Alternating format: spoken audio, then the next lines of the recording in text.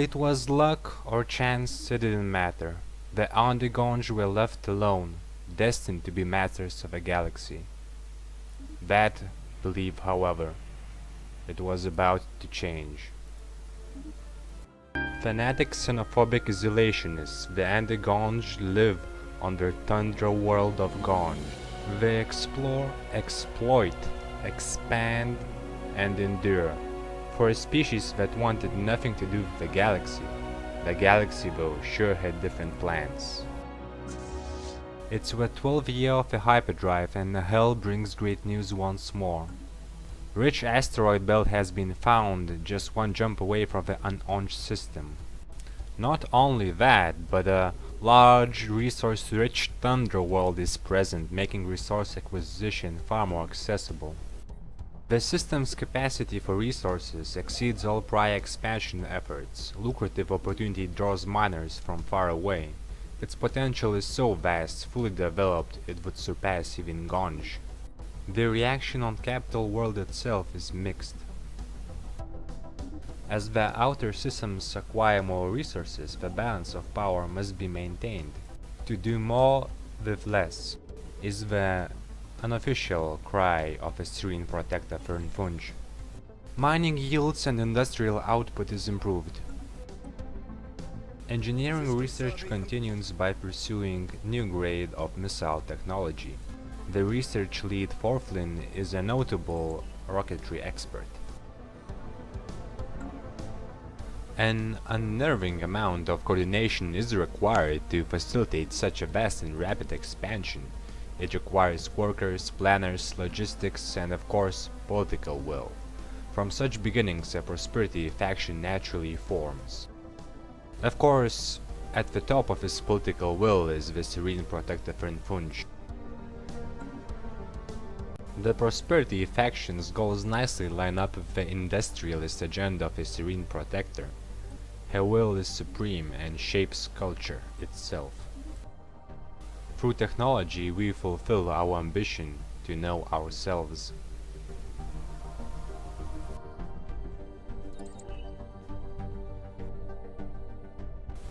Exploration is often an afterthought to resource exploitation to many, but Fem'kass hands down her directives to directors and their deputies until eventually it permeates society.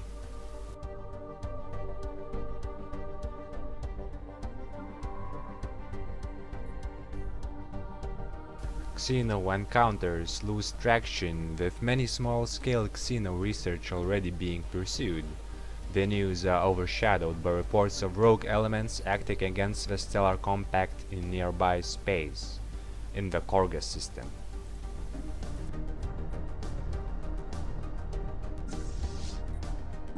This behavior is demonstratively self-destructive, much like the rogue elements in ancient day on Gonj. These rogue pirates must also be subdued. With reports of them closing in from the Gatana system, the Voidfarer fleet is sent out to defend the borders.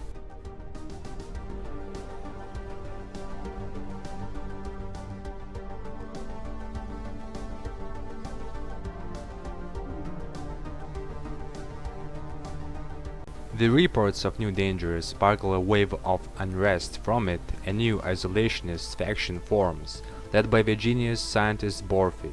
He has first encountered the amoeba as well as the Cyberx remains. It makes sense that the person to lead the fanatical xenophobes is the person who has seen the most of galactic horrors himself. While Andigonj are more inclined to follow the xenophobic ethos, the influence of serene protector Fem'kass equates the two factions in power. She is accused of derailing the Stellar Compact's politics by her main opponent Borfi. Her politics continue with polytechnical education. It's meant to bring up another generation of charterers. Chasing pirates, the Voidfarer fleet makes the jump to the Gatana system. They find no pirates, however. In place of them, there's a visual of an enigmatic fortress. Hostile xeno fleet detected. First contact happens on a pirate chase. There are no hails or handshakes. We simply pass by. It appears these aliens are some kind of galactic culture patrons. They bear no ships or any offensive capability at all. It appears that the only thing that interests them is our culture. They simply want to mind their own business as well. This is the only type of alien that can be tolerated. The pirate fleet has escaped, but with their attention focused on the Andigonj system, the fleet is rerouted to attack from a different direction.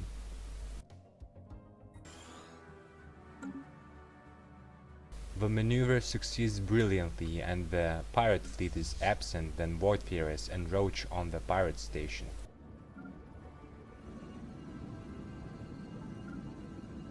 System survey complete. Xeno station engaged.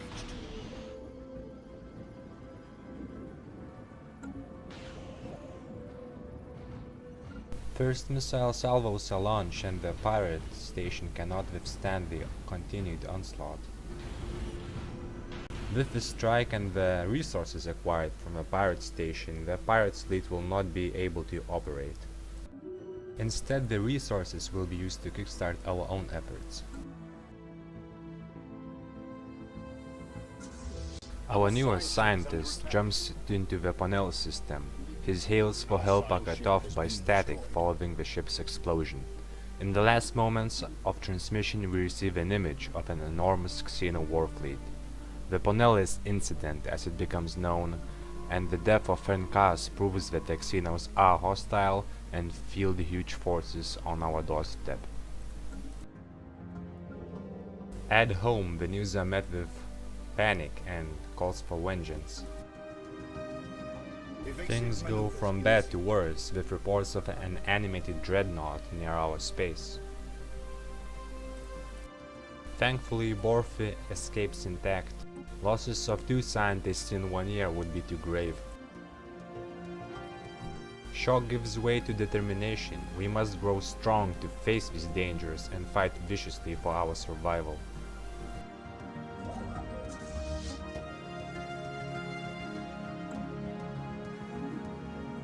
Special product complete.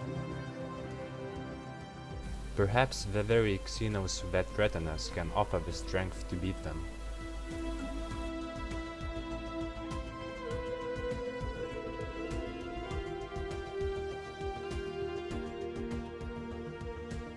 Special product complete. Marauders.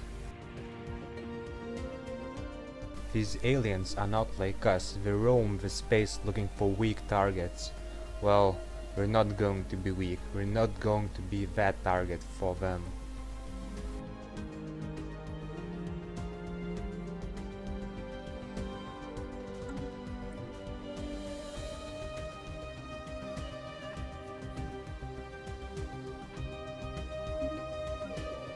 Our colonization efforts on Nolian Prime are complete.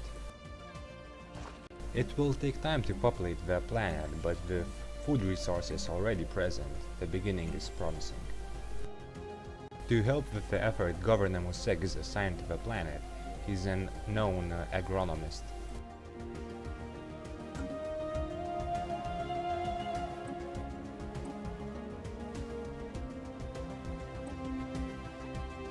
Fueled by the resources claimed during the pirate raid, a military buildup begins. It comes too late. Previously thought harmless, Space Amoeba attack one of our space stations. Though not fully equipped, the Voidfarers are sent to intercept. The distance is damning, however. The station falls.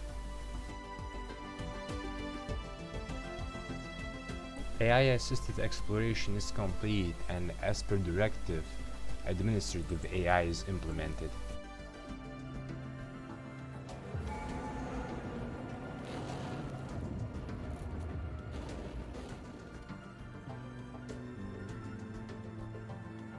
An ancient xeno factory is discovered on Nolian Prime. However repulsive the xenos are, we can still make use of their infrastructure.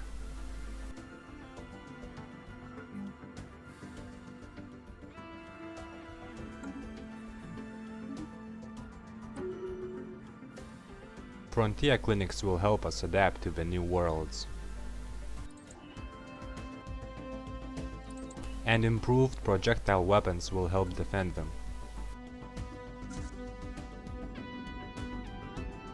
Our fleet is ever growing. We rely on these people to protect our homeworlds. There's also the matter with the sublight probes. Dense amoeba formations block path to their recovery. Even the Voidfarers cannot yet have a capacity to break through.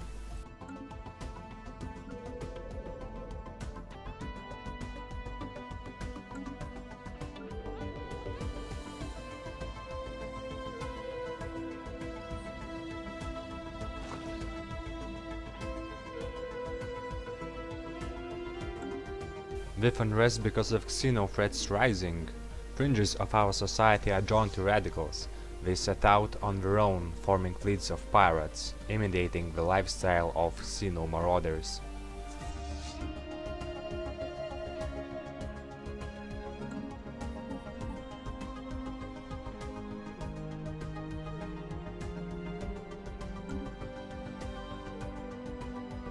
With the first contact, the galaxy continues to rear its ugly head.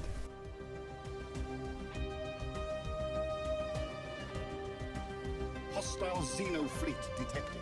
We pass a xeno research ship in space. They call themselves a democracy, a government type ruled by the people, and on top of that they say they are peaceful. They are as repulsive as they are deceitful.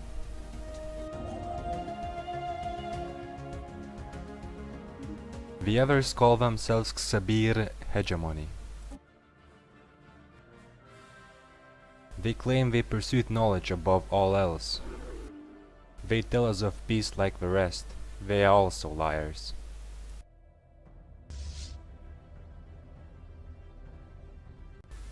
This time our fleet is just in time to stop our station's destruction.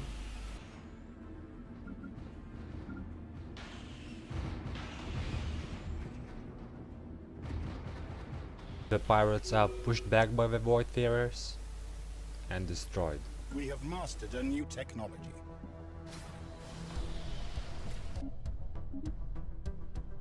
Fighting them teaches us tactics of space combat. This is rudimentary knowledge, but it gives us an edge. After the Ponnell Incident, the research fleet has to be renewed. Dove Ace will spend time in the field to gain experience. With his focus also on genetics, he will succeed our current head of society research. Anomaly found. Because of Serene Protector's influence, the faction support is split. This polarizes the society in two poles. Some simply want to focus on development, the others cannot forget the xeno threat.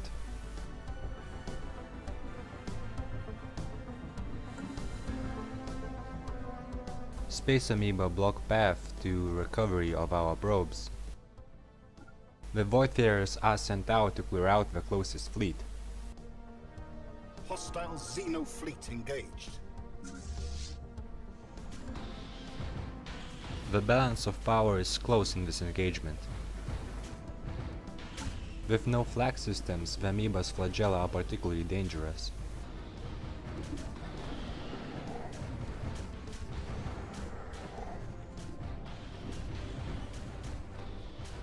The corvette-sized vessels are first eliminated.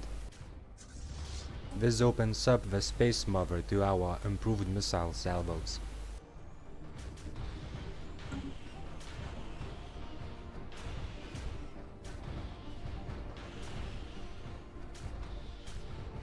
Missiles are large damage weapons designed to hit single targets.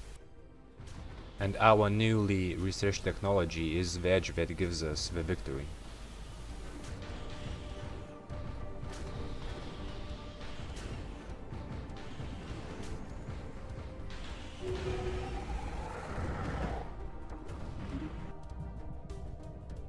The first of the probes is recovered.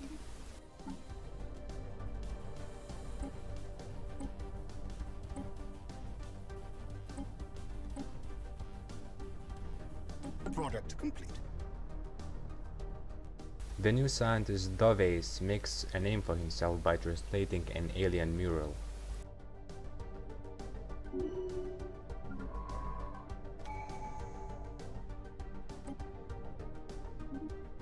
With time, he also gains expertise in a completely new field.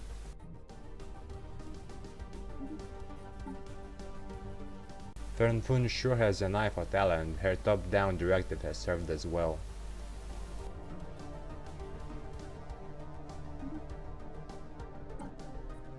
The first stage of the directive, mining the asteroid belts, is complete.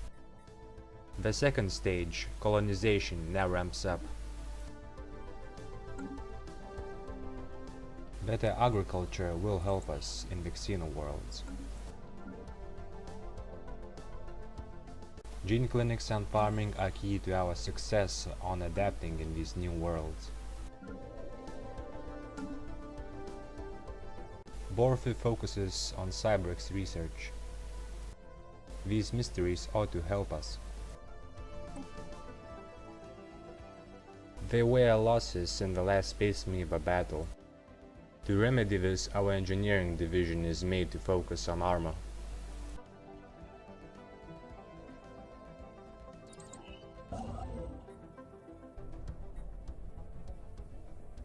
An effort is made to expand into the pocket between us and the allied Chesivan planets. A local Arctic world poses its challenges, but we will adapt to it. It will make an excellent power base in the region. Construction complete. A space station is built in the Runam system.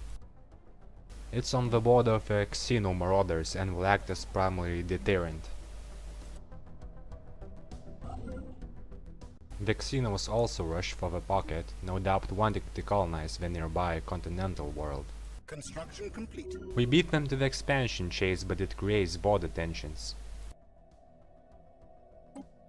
Due to our close borders, cause for war is now available for both species. We do not wish to meddle, but we will defend our newly gained territories with great ferocity.